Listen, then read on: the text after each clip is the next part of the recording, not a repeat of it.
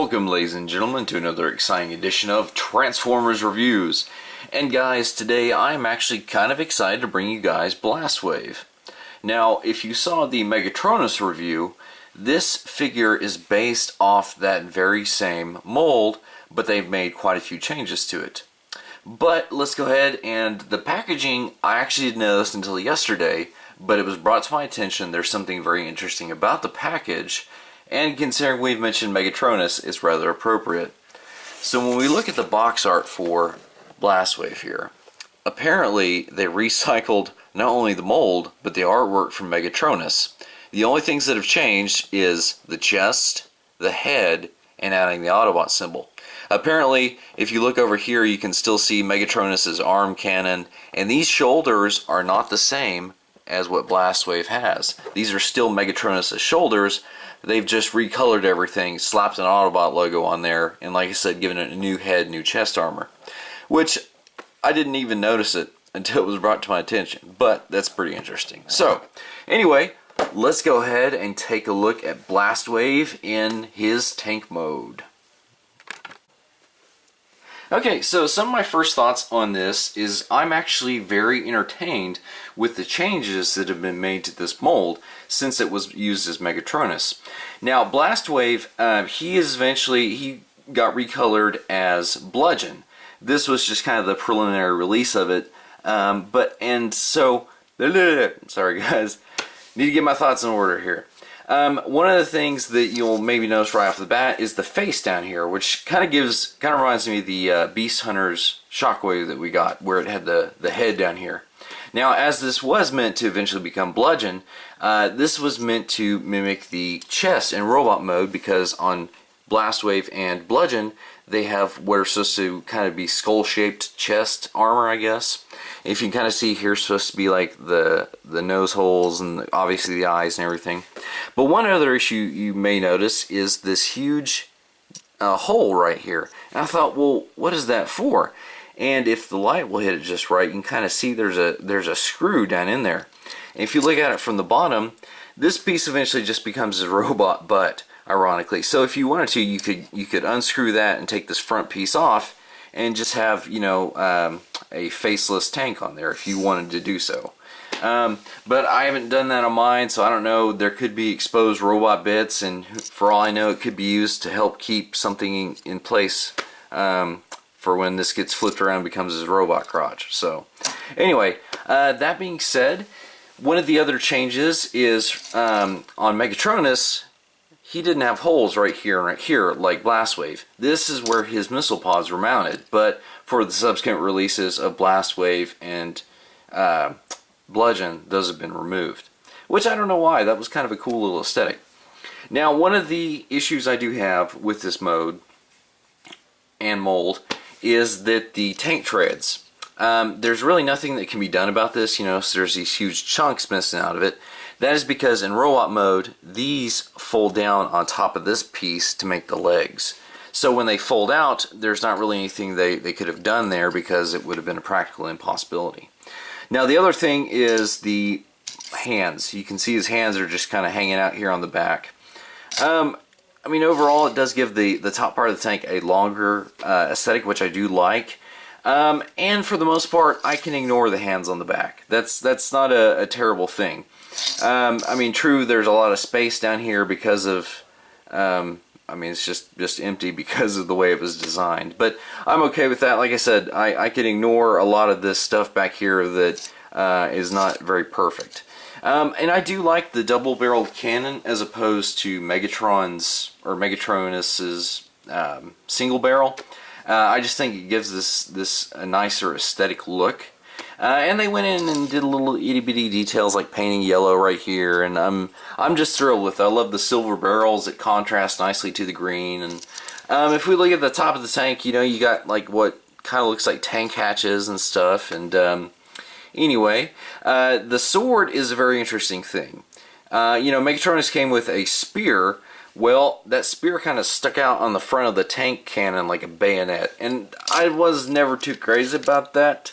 But I like to have Bludgeon's sword, or Bludgeon, every name but the right name.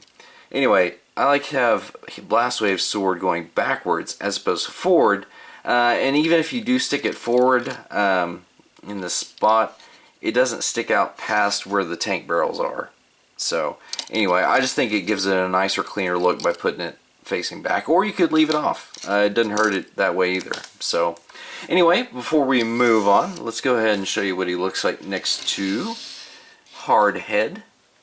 And for a tank, they're comparable in size, which I like. Both, they label this as a deluxe class, this is a warrior class, it's same thing. So they did good on that. But if you put them lengthwise, the front of Hardhead's treads are the part that sticks out the farthest on him, whereas on Blastwave, his cannons stick out farther than his tank treads. So if you put them front end to front end, Blastwave is still just a little bit longer, from about right here, halfway on the arms, to the front of his fist. So anyway, I mean, and even sitting together, if you have like a tank shelf or something like that, you could put these two on there, and they are a little bit different in style, but even despite that, I think they look pretty good together. So anyway, all right, well, let's go ahead and take a look at Warpath. See, just get used to it, guys. The rest of this review, I'm just going to be getting it wrong. Let's go ahead and take a look at Blastwave in his robot mode. Okay, I'm not gonna lie, I like it. It's basically just an Autobot version of Bludgeon, which is cool because he looks so menacing. One of the reasons being, he has a skull for a face, and that generally is just sorry guys, stupid allergies I think. Anyway, that is, a skull face is normally associated with bad guys. Plus, just the overall aesthetic of Bludgeon himself, now having an Autobot version, that's kind of cool. But I did notice one thing about his artwork that we mentioned earlier. He has a skull face, but look on his artwork.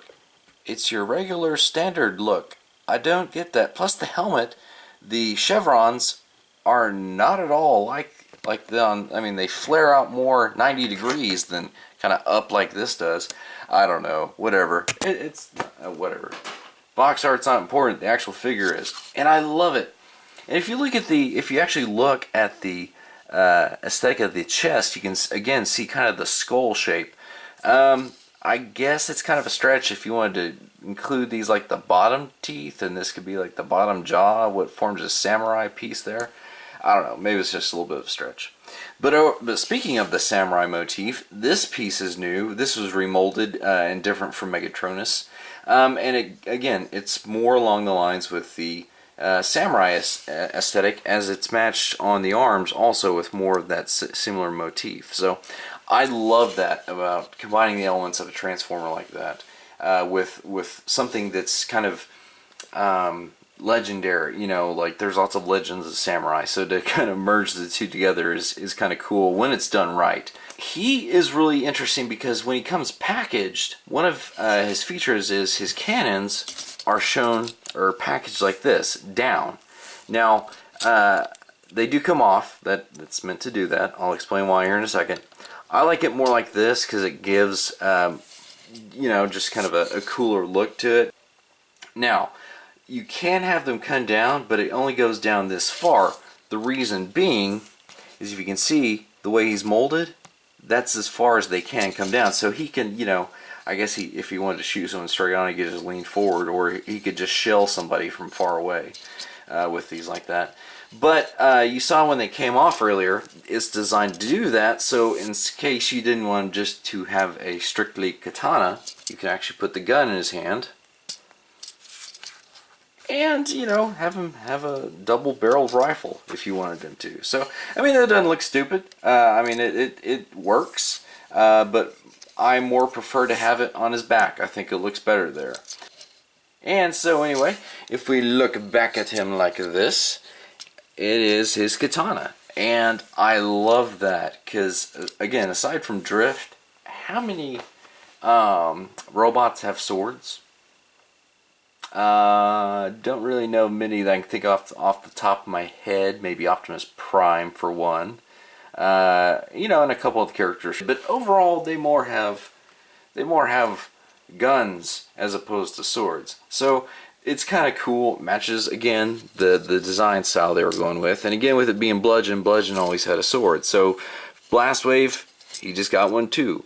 Which I like this better than I do Megatronus' spear. This just, a katana is a little bit cooler than that. So anyway, I love the overall aesthetic that it gets.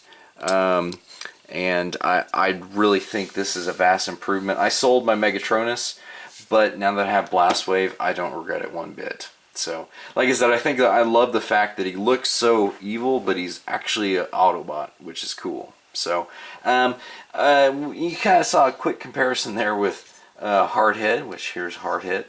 And Hardhead, when he's standing up straight, is just a bit taller than Blastwave. And let's just, for fun, go ahead and put these guys right here, all these tank figures together. Obviously, tank or shorter. I have my own issues with that. Watch my Hardhead review. Anyway, aside from that, keeping in deluxe scale, you don't count. You're too short. Keeping in deluxe size scale, he works. And overall, I like him more than I do Hardhead. Honestly, just for the reasons I've already mentioned. I'm not gonna repeat myself.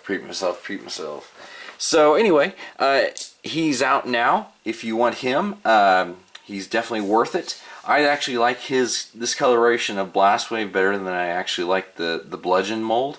But you know, if you like Bludgeon's coloring a little bit more, you're getting the same features, just a different scheme on him. So anyway, that has been the review for Transformers Robots in Disguise Blastwave.